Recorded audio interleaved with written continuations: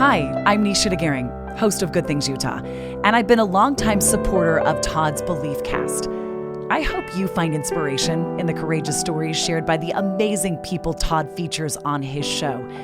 The guests serve as shoulders for us to stand on, allowing us to see a little further and cultivate belief in oneself. Remember, you have the dignity and power to change. I encourage you to keep striving and believing in yourself. Enjoy today's podcast. Welcome back, everybody. This is Todd Sylvester. Welcome back to the Beliefcast. Again, I'm your host, as you guys well know at this point, but thank you so much for tuning in. Today on the show, I'm sitting down with someone who gives me a lot of hope for the future, Talmage Bratt. Say that right? Yeah. Okay. Talmage, welcome. Thanks for being here. Yeah, of course. Thanks for having me on. I'm excited. You bet. Talmage is a young social entrepreneur and the founder of Philanthropic Studios, a media and venture platform built on one powerful mission: create empathy through media and turn that empathy into action that helps end poverty. What I love about Talmage is he is not just waiting until he's older or more established to give back. He's building it now while he's young, hungry, and driven because he believes the next generation must lead the way in the social innovation and poverty elimination. This is the kind of episode that makes you rethink what's possible and makes you want to do more good in the world immediately. Again, we were talking off air, Talmage, I have a soft spot for the homeless. I try to help them at any turn that I have. Stuff that I do with my own business as well, we're giving back. So again, I'm just really impressed with what you're doing, and I'm just grateful to have you on the show today. Yeah, I appreciate that and appreciate being here. Okay. Well, why don't we start off, Talmage, for those who may not know you, give us a little background. Where did you grow up, and maybe a little bit about your family? Yeah, absolutely. So I grew up in Provo, Utah, right? Quiet town you may have heard of, but and yeah, I grew up in a big family. I've got 6 siblings, right? So there's 7 of us. Loving home, loving parents. Grew up right up in Provo Canyon. If you ever skied in Sundance, you've probably driven past my house before. Okay. There on the way up the canyon. Nice. So grew up in an awesome community. Had just an amazing upbringing. Can't give enough love and admiration towards my parents and my siblings and my family and the support that they had, in raising me. I'm the youngest, right? And so your older siblings and your parents and, you're the spoiled one, but, you also have essentially 6 other parents raising you, while you're growing up. And so, could not love or admire them more. I had, kind of a normal standard childhood. I wouldn't say it's anything extraordinary, right? But right. I was fortunate enough to be raised in a very service-oriented family and community. My parents were great examples of that. My father had worked in nonprofits,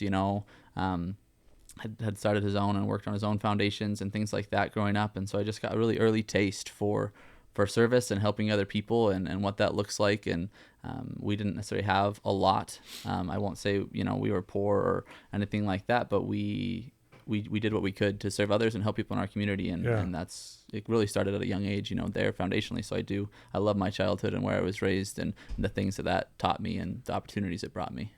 Yeah, it's amazing like how watching family and older siblings give back. It's cool that you're watching that as a younger sibling and seeing what your parents are doing. Obviously, they taught you by what they did, not necessarily what they were saying. Yeah, exactly. Is that accurate? Absolutely. Yeah, they taught me by example 100%. Yeah. I remember cold winter nights. My dad was out there at 3 a.m. helping the neighbors as their pipes had froze, right? He was that kind of guy. He'd show up, he'd be there. Every service activity, every service opportunity, every chance to serve, everything he could do to support his foundation. I mean, he was that kind of guy. And so he taught me everything I know. That's awesome. Well, as you got older and you get into, junior high and high school, what kind of things were you into during those times? Yeah. So, I've always loved sports, right? I'll get into a little bit of, I wanted to be an aspiring YouTuber and that sort of stuff. So that kind of sparked some of my current media passion, but I love sports. I love basketball. I love football, anything I could play, right? I wasn't coordinated with my feet, so I stayed away from skiing and snowboarding and soccer, but loved basketball and football, played that. Your standard, not your Jordan story, right? I got cut and just stopped my basketball career, I guess you could say. Yeah. But I mean, I don't know that I had the height and the skill for it anyways. Right. But I loved watching sports and participating in sports, and was very social. Did everything I could to be social and be friends with others and anyone, right?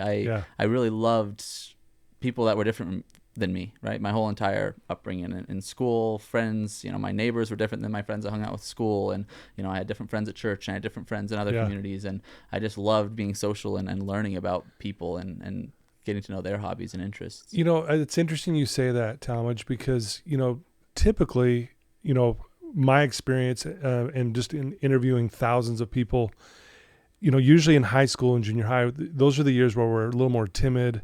We kind of are a little more standoffish. Not that we're not social, but what I'm hearing is it sounds like you were a pretty confident kid. I think so. I mean, I had my own struggles and issues, and I didn't make the basketball team, or I didn't do this, and I was chubby, and I had these, I had those insecurities for sure. But in terms of like social awareness and social cues and just being sociable, I was confident in terms of I just love people and talking to people, and was confident in my skills, and capabilities for sure. Wow. Yeah. Again, I think it's kind of rare, at least at that age, and obviously you have your struggles like we all do. Sure.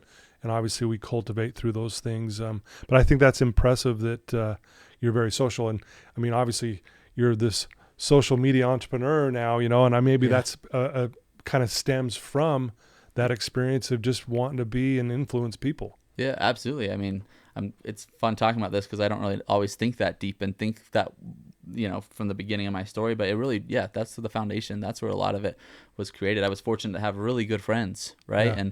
And find the right kind of friend group and social circle that we lifted each other up. We helped other people, didn't try to bring people down, and really just tried to be friends to who we could. And it was a really fun, social environment in that way. And I was blessed to have that, at a young age too, because you don't necessarily get that at most high schools or environments or areas of life. Yeah.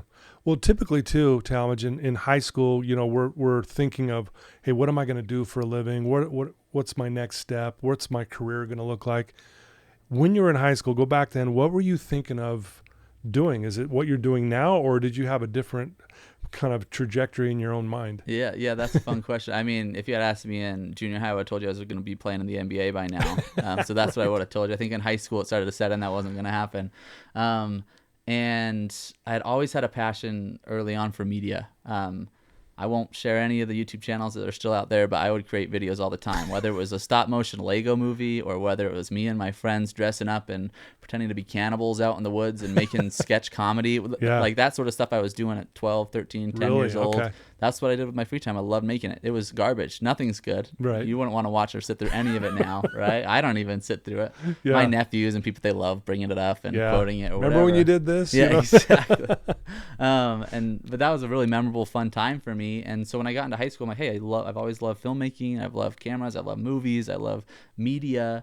And it's a good thing like TikTok or things like that didn't exist because I would have just been all in, right? I would have been like, I'm going to create and do comedy or whatever. It's probably a good thing for the sake of my image now, right? That I wasn't, that all those videos aren't out there. Right. But I fell in love with media. And so I started doing a lot of that push that a little closer there. There we go. So I fell in love with media and I started doing a lot of that in high school and started working on, I was on like the TV broadcasting crew in high school and we created the graduation videos and I started doing a lot more of that sort of filming and media arts and really diving into that in high school and loved it.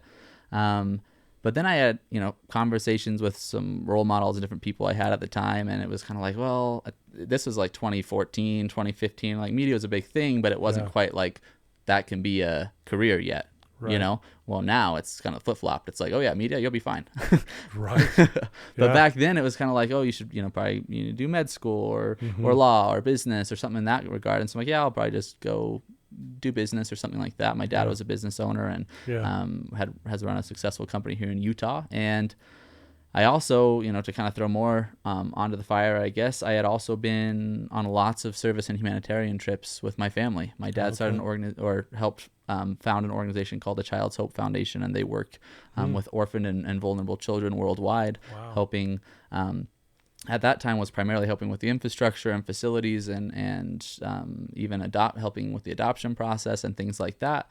And they were in Haiti and then eventually started doing more stuff in Mexico, Baja, Mexico, once it got dangerous in Haiti. And so I went on between the ages of 8 and 18, I probably went on 30 to 40 service trips down to Mexico, which were all, a week long or so, and That's really pretty fell rare. in love, never learned Spanish, but really fell in love with Mexico and these kids and helping them out of that situation. So that was very foundational to me and just teaching me the importance of service. We didn't go on vacations. We didn't go to Disneyland, right?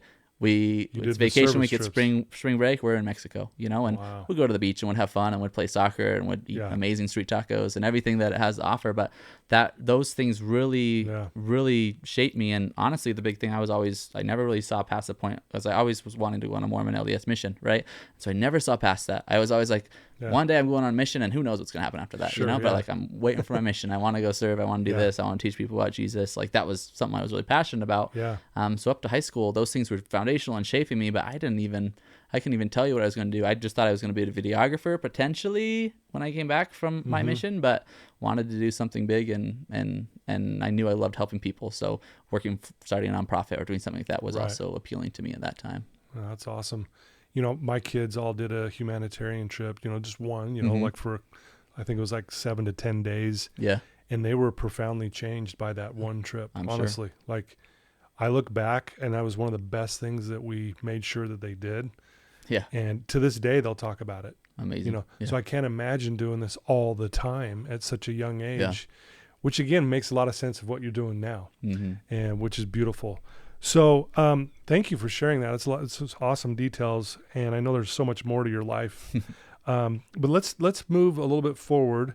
You have this amazing company called Philanthropic Studios. Yeah. Talk about what that is, so those who may not know, and why you put this together, and then kind of the mission of it. Yeah, absolutely. So Philanthropic Studios, we're essentially a media production company, right? We were formed hoping to do big, large storytelling and a lot more things I'll talk about maybe a little later and what we want to get into. But it just kind of started with a desire to start a TV show. I won't give my pitch because I don't want anyone to steal my idea, but just kidding. I essentially wanted to do, philanthropy at large, in other countries and help social entrepreneurs, in the form of a TV show. And then talked with enough producers and others. It's like, you have no experience, production experience. You can't go do that. You can't, and you shouldn't say okay to no's, right? But I took that as constructive criticism and said, well, I want to start storytelling in a small way, right? Micro storytelling, and I want to help people however I can. And I was fortunate enough to find a partner in he's the founder of an organization called 5 Star Legacy Foundation, a foundation here in Utah, and he helps families and helps lift people out of poverty, through their foundation in a lot of different ways. And we were able to just kind of partner and form this media entity. And like you had mentioned before, our mission is to create empathy through media and inspire people to end poverty. That's as simple as it is. And poverty is vast and huge and a large problem to tackle. But I didn't want to limit it to one exact problem or one person or one situation. And maybe that's, me not being able to focus in on one exact thing. But I know that as we tell these stories and as we show the world all these different types of stories and social issues, whether that's homelessness or the refugee crisis or other things in the world, I truly believe that we can create empathy. And that's the big thing you had mentioned that from an early age I experienced was being able to have some empathy and be able to maybe understand a little bit more what it's like in those people's shoes. Not that I could ever say that I walked a mile in their shoes, right? But I was able to kind of observe and learn and empathize. And that's just what I want people to experience. And where are people right now? Well, they're not necessarily taking those humanitarian trips 40 times a year as their kids, right? To kind of shape that perspective. They're on their phones, right? That's where everyone is. That's where everyone exists. They're watching videos. And I just felt that we live in this society that is constantly asking us to consume, right? To purchase, to buy, to spend your money or your time on entertainment or these things. And I just wanted to kind of flip that narrative and say, I want to do the same thing, I guess, right? But I want to teach you something, right? I want to sell you something in the form of empathy, of you understanding a problem better. And then the action is not necessarily transactional in terms of you're receiving a physical item or service, but rather you're helping someone else Right. and their livelihood and helping lift them or our community out of poverty. And so that's Philanthropic Studios. That's amazing. Wow. Very cool. Very detailed. Thanks for that answer too. You keep, obviously you're bringing up empathy, and that's a big part of this.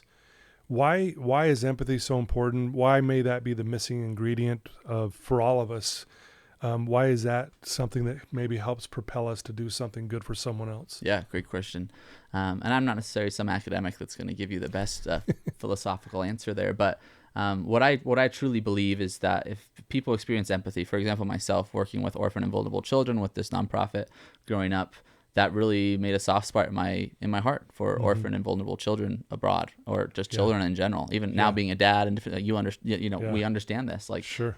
It makes you more empathetic towards those sort of issues. Absolutely. And I truly firsthand had experienced that. I'd seen people go on these volunteer service trips that could care less on day 1 about the people they were serving, and by day 10, they're asking their parents if they can come back, right? Totally. And I mean, you've seen that maybe the same thing with your kids, like you talked about, right? And so it just that firsthand experience and seeing it happen, and that's what empathy is, right? It's being able to see and experience things firsthand to understand them.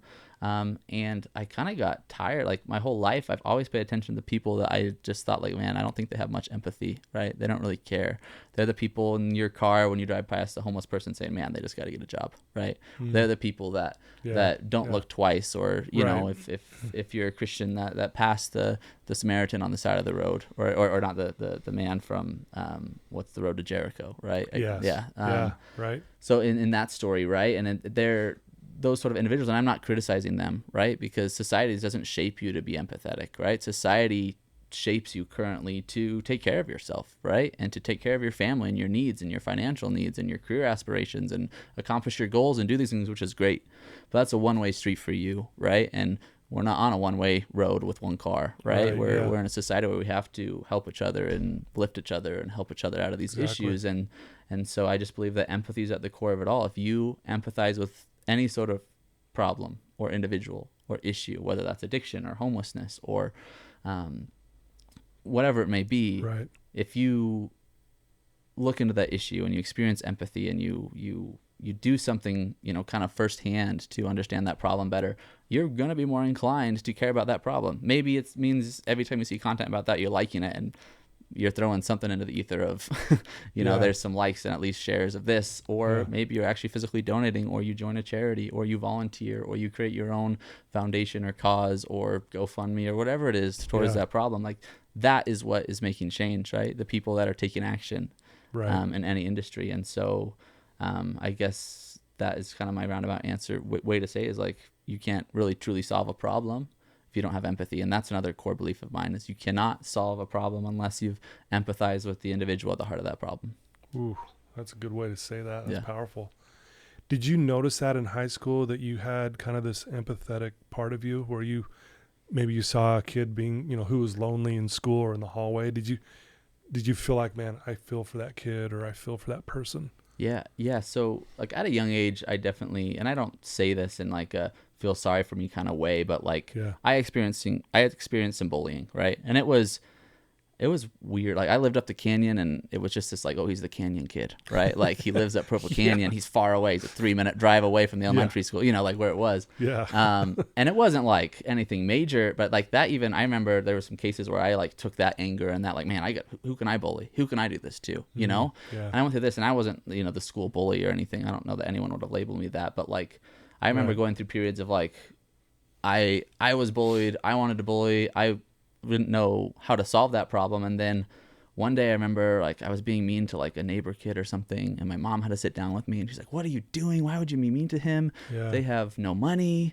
This is what's going through. Like, this is what's happening. Like, this family needs help. They don't need bullied. And it was a very serious conversation with my mom. I don't even know if my mom remembers this conversation, but I remember that shaping me, and just like, man, like, what am I doing? Right? Like, I have everything I need. Like, why am I taking my anger or social issues or whatever else I have on this other kid? And I think from that time forward, I just remember looking at people that were different or didn't have the same opportunities or didn't have the same things in life.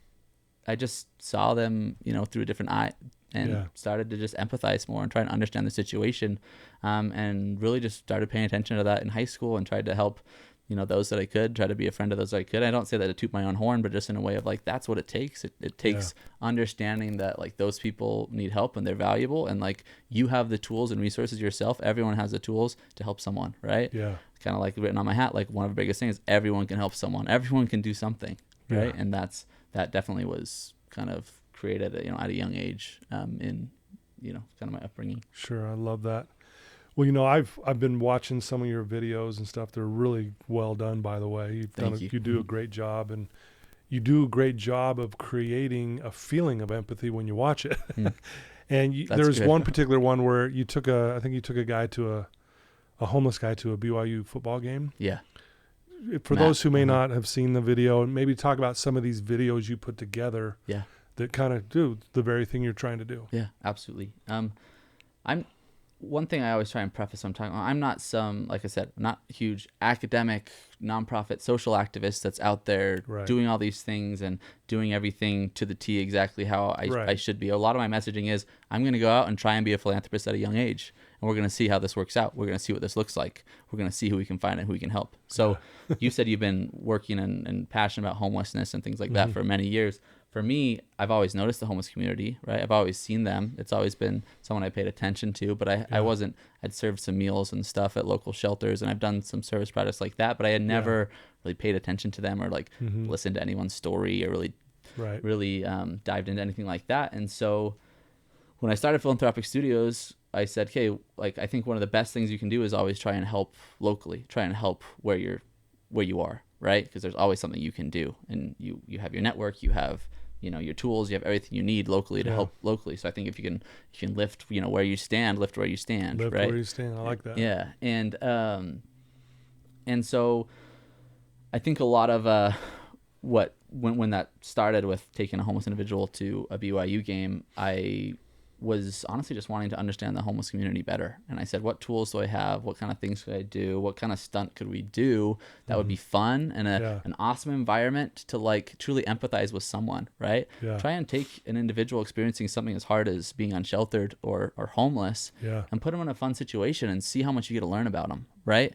If you're sitting there on the street interviewing, you can learn a lot, but like, these are regular people with regular lives and loves. And so it was really awesome. I was able to meet this guy's name's Matt, right, at the Provo Library, where I knew that some of the homeless people hung out during the day to stay warm, and I just went up and I talked to him. I didn't necessarily even know he was homeless, but I could tell he was kind of struggling and needed to use like the phone there, and he had all his bags with him, and so I didn't necessarily know, but I just went up to him and said, hey, are you a football fan?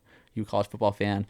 Got 2 tickets to the game on Saturday. Would you want to go? And he just like lit up. He's like, really? I haven't been to a game in 15 years. I'm like, oh, so you're a fan? He's like, huge fan. Wow. Lifts up his shirt. He's got a BYU tattoo on his chest, right? I'm like, man, like what are the odds that happens, and just like started talking to Matt, and like it was just such a fun conversation, just one-on-one, learning that, he was a regular guy, also grew up in Provo. He's, 10 years or so older than me, but like I just kind of had a regular life here in Provo and fell on hard times and mental illness and addiction and things that he had kind of just jumped into, and his stories, all in that video. But just from that experience alone, it really just showed me the, how human-centered problem solving can be. That's a big philosophy of mine, is solving problems, based on the human and individual experiencing them and doing that through empathy. Yeah. But yeah, meeting Matt was awesome, and that really kind of started, and that was, I think, our first viral video that really got some attention. And we're still working with Matt, and you understand, addiction and homelessness. It's not something that you can just snap your fingers and it's all solved. And those problems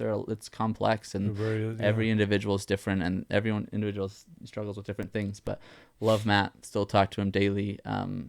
Just grateful for the things he's taught me, and he's come to do outreach with us. He's come, to help us with other things since, and he's filmed for me before, and we've given him some small gigs and different things. And there was a GoFundMe that went off, and can't say thank you enough to people that supported Matt, and that's been a big reason we've been able to keep him with shelter, here in the winter nights and different things. So it's been really cool to kind of gain that perspective. Yeah, and I notice, with these things that you're doing, you're not just, posting some video to try to go viral.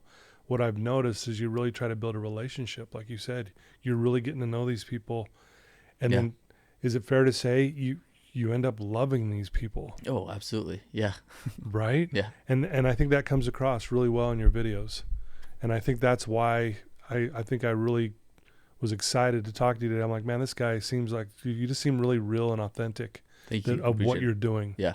Right? Yeah. And I want to aim for that because I don't think we live in a world where that exists, right? I mean, Yeah. it exists, I should say, but you Right. see so many But it's influencers hard where to see it. that's the persona they're putting on, right? Yeah. And I just want to, I when I started this, I was a little apprehensive because I'm like, man, I don't want people to just view me as this guy that wants influencer attention and wants to blow up and do this just for the cause of like Right. me and my brand, right? Like Yeah. at the end of the day, like I'm doing this as a vessel, as a tool to help change people's lives. Like that's why I want to do it. And I've started other nonprofits and done a lot of other things, since college and in the business, private sector and public sector, and just kind of came back to like, man, I want to just like kind of control the impact that I'm having.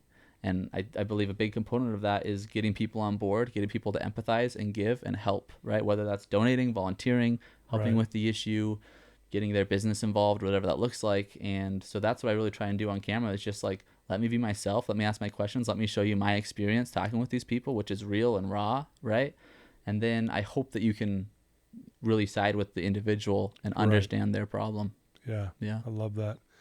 What do you think is one of the, now that you've had a lot of experience in this and you're continually doing this, what's one of the biggest myths that you see why other people think people are poor or, why they're in that position? Yeah, I think it's a really common misconception that people do make choices, right? And people Yeah. do things based on what they're taught to do, and that's another big important thing to focus on too. It's not yes, maybe they made that choice, but like what was their upbringing like? What was their situation like? And understanding the context and the system and how things are put together. I'll share a story. For example, we're helping a man, his name's Kyle, and we're helping him and his family. And you post a video, typically when I post a video about a person or individual, the comment section goes crazy right away on all of the stereotypes and different things about that individual, right? Like, like able-bodied person that can be working and doing this, why are you helping him, kind of thing, right? Wow. And so, yeah, that's a very common misconception. And honestly, 90% of people are probably thinking it. 90% of the people driving by are thinking it, right? Yeah. Whatever happens. Yeah. But once you go and learn about them and their family and the decisions and their upbringing and how he built a career at first and how that crashed and like he didn't have a network and he was always able-bodied but didn't have any way to go get a job and there were other issues at hand too that we don't always say on camera too, but like these issues are complex and deep, and it's never like a lot of philanthropists also have the bias where they go and say, hey, I've got Band-Aids and I can go fix any solution I want because I got a bunch of Band-Aids and maybe that's $1 bill, right? Yeah. But at the end of the day, these problems are complex and they need, I wouldn't say complex solutions. I think sometimes people overcomplicate what needs to happen to help somebody. But each patient needs a doctor that can give a proper diagnosis, right? And that's I think what it comes down to. And it's a big one. And so I guess what I would say to kind of finalize my answer for you is just don't read a book. You can't judge a book by its cover, right? Like as you would always say. And people are poor for a multitude of reasons, right? Yeah. And sometimes they put themselves in that situation and that might be it, right? Maybe they did spend and max out all their credit cards and now they're homeless and doing this, and that's the case, but like they did that. Yeah. They're a human being. They have value. Yeah. There are consequences for things you do, crime, those things, they have consequences and those need upheld, but at the end of the day, they're human beings who deserve second chances, deserve justice, deserve equity. They deserve, everything out there. Yeah, I've had 1 million second chances in my life. Yeah, same. Yeah. Right? Yeah. And I agree with that. Very well said. You mentioned something. You get a lot of comments where people, sounds like maybe they're kind of mocking you and maybe even kind of being negative towards what you're doing. How do you handle that kind of? Because that's the last thing you're trying to do is to get that, but you're getting it. So how do you deal with that? I was just curious. Yeah, that's a good question.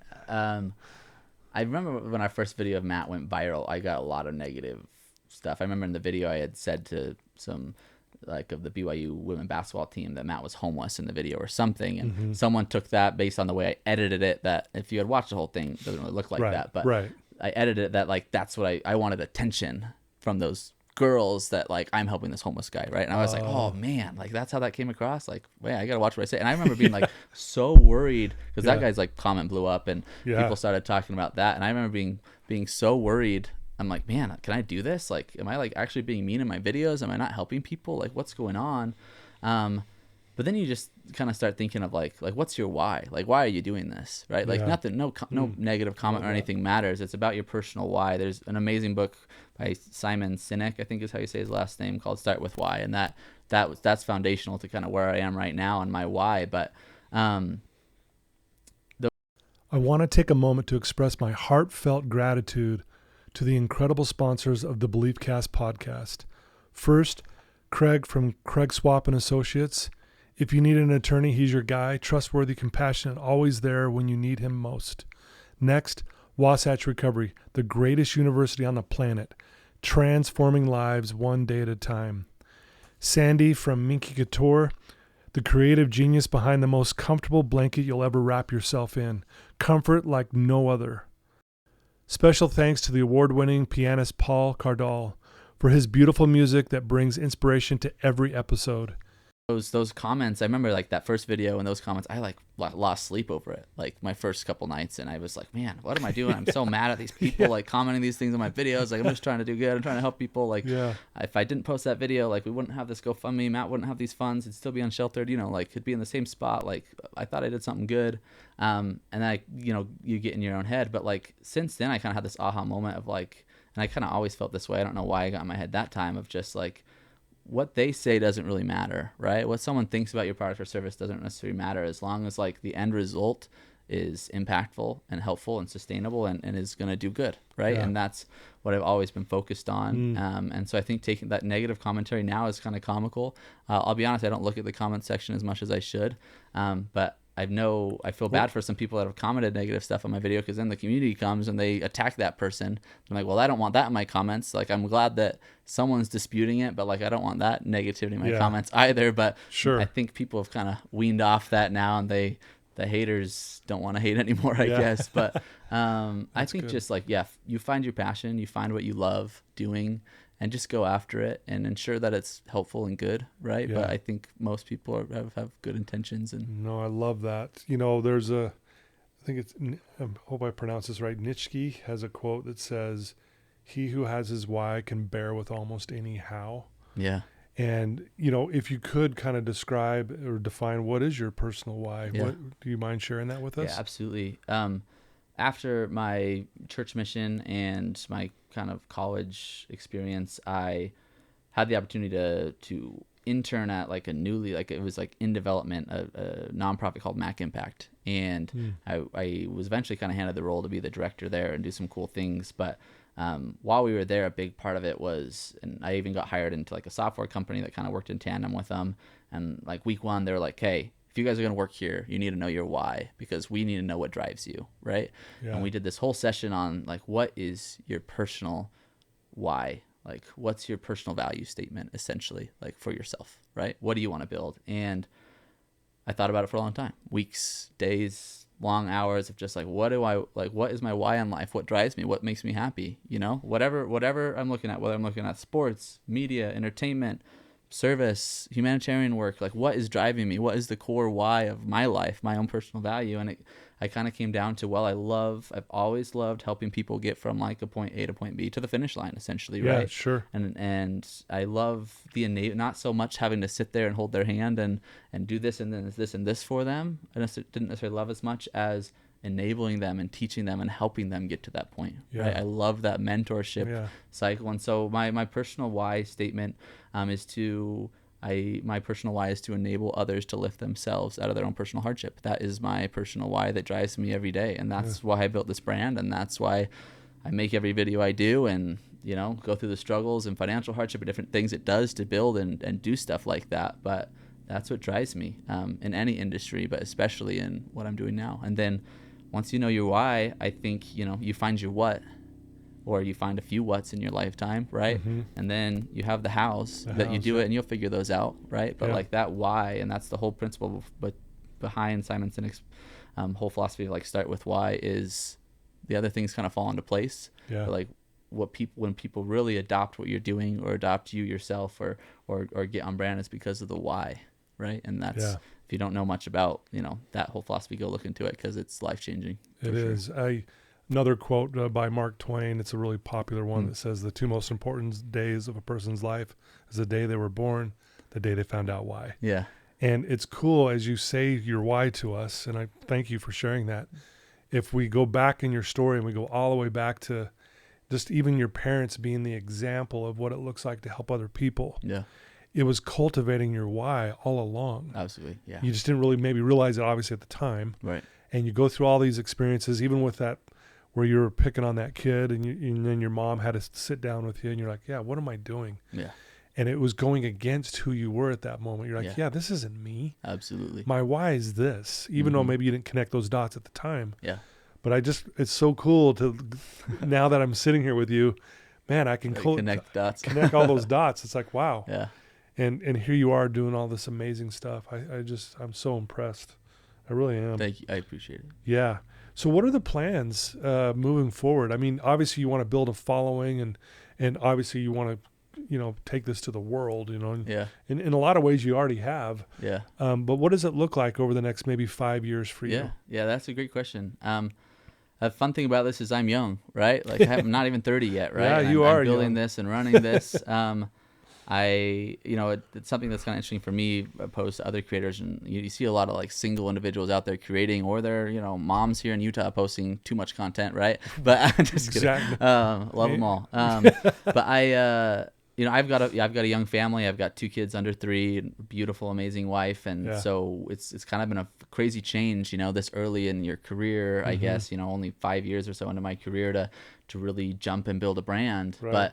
But, I've got an amazing partner, an amazing foundation supporting us, 5 Star Legacy Foundation, who, deserves all the credit in the world for what they're doing and the support they give to try and end poverty and lift families and children out of poverty. Nice.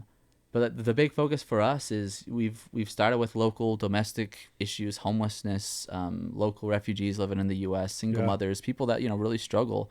A lot of people call Utah, Happy Valley, in a lot of ways, and especially, where I live over there in Utah Valley. And in a lot of ways, there are a plethora of social issues that exist, right? And enough for the entire state to work on, right?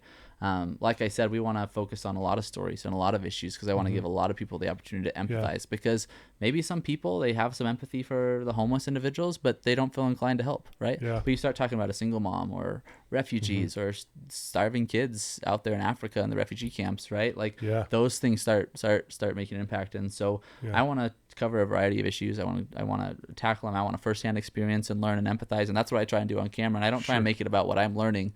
I try and make it about what they're saying, right? And their life and their experience.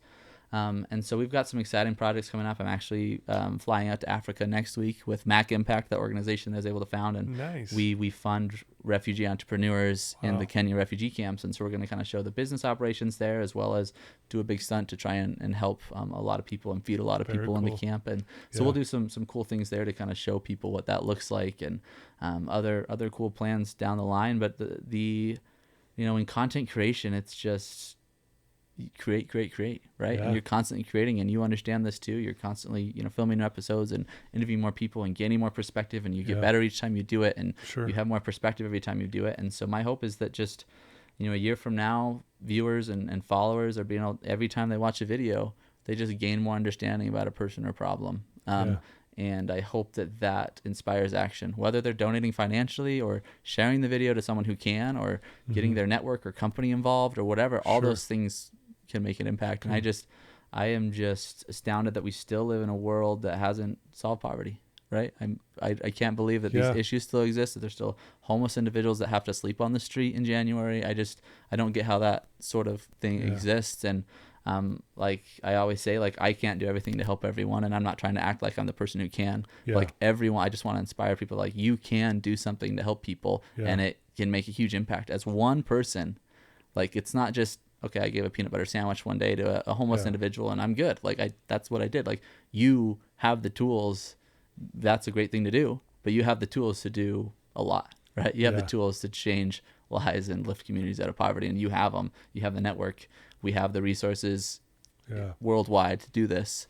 let's make it happen. So I hope that that's where my content is in 5 years, right? Nice. And we're making those big moves and Yeah. and working more on international development projects and things like that, where we can truly lift communities and those individuals out of poverty forever. And it's optimistic and it's this big, broad goal, but I'm creating content slowly to get to that point, right? And I'm starting with individual stories because Yeah. it starts with the people facing these issues. Yeah. And you're already helping a lot of people, which is great. You're doing it. And obviously you just want to keep moving forward. Yeah. Like you said, everyone can help someone. Yeah. Right? We can. And I think it's just, I had this girl, Madeline, on my podcast a while ago. She's an amazing girl, young, just like you.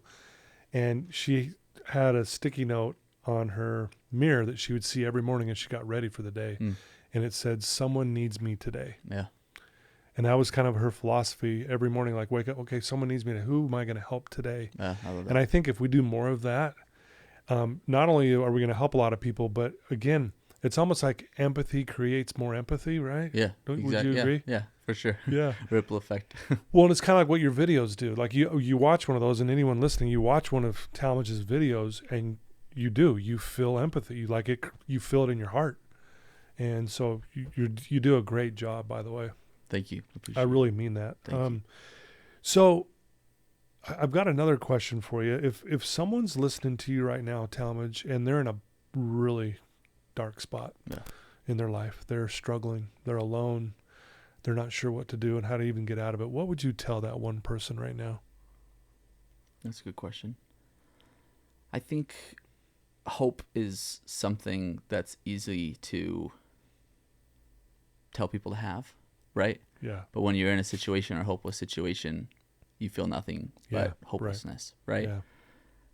And I think despite how hard that is, and like I always tell like people in my life that are struggling, like I don't know why this is my reaction. I'm not like, I love having empathy, but I'm not like always the most sympathetic person because I don't know why that's my character, but like I'm not always like, oh, I'm so sorry that happened to you, this and this and this. Yeah. It's more so like, hey, how do we like fix this and help this? Like people do need sympathy, so I need to work on that. But I think to those people like really struggling, one, if you can, like try and forget yourself and your issues for a moment and just work towards a brighter tomorrow, right? I know that's hard to do, but like when I've been in my own personal slums, I guess you could call it, and I can't compare them to any of the things that even those that are homeless or have other issues, are struggling with. But like you just look for one point, one thing you can accomplish, one thing you can do to help your situation, right? One person you can talk to, one way you can be vulnerable to receive help or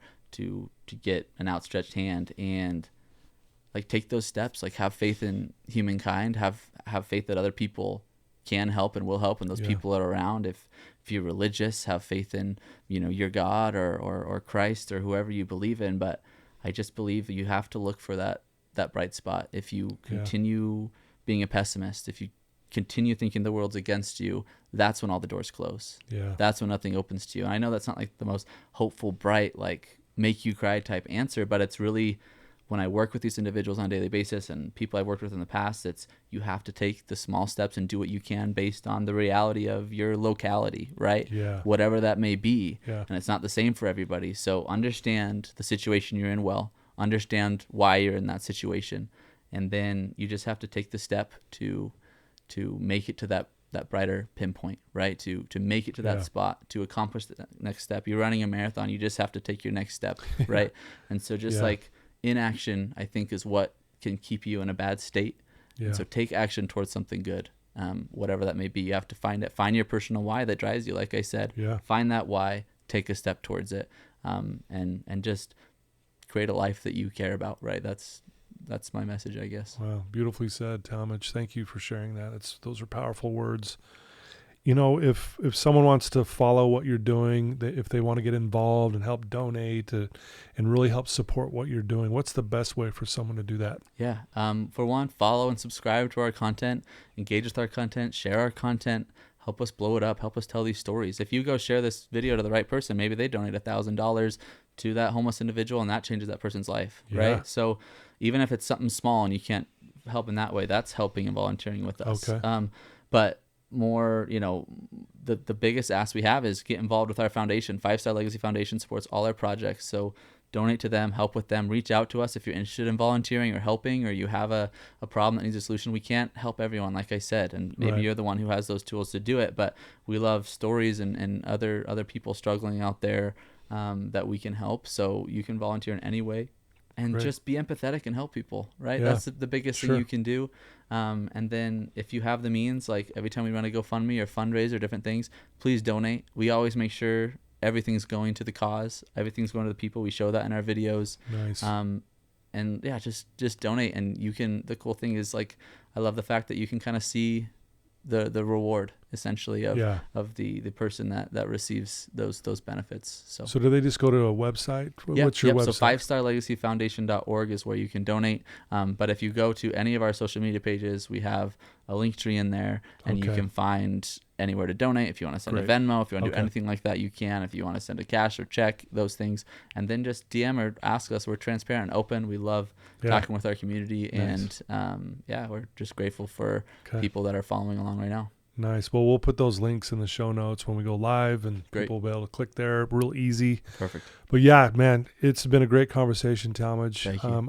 I admire you. I admire your desire to make this world a better place. And me just sitting here listening to you makes me want to be better. So thank you for your influence on me. And I'm sure everyone listening to this felt the same way.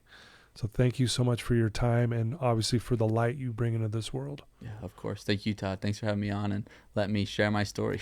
Absolutely. Thanks. Well, there you go, folks. Talmage Bratt, an amazing human being.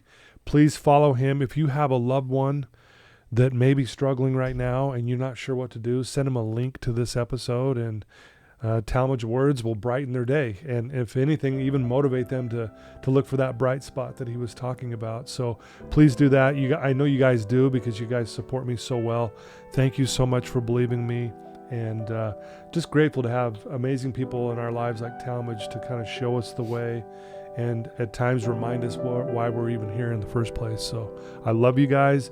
Thanks to my sponsors. Without you, I wouldn't be able to do it either. So thank you, and till next time, everyone. Love you. Thanks.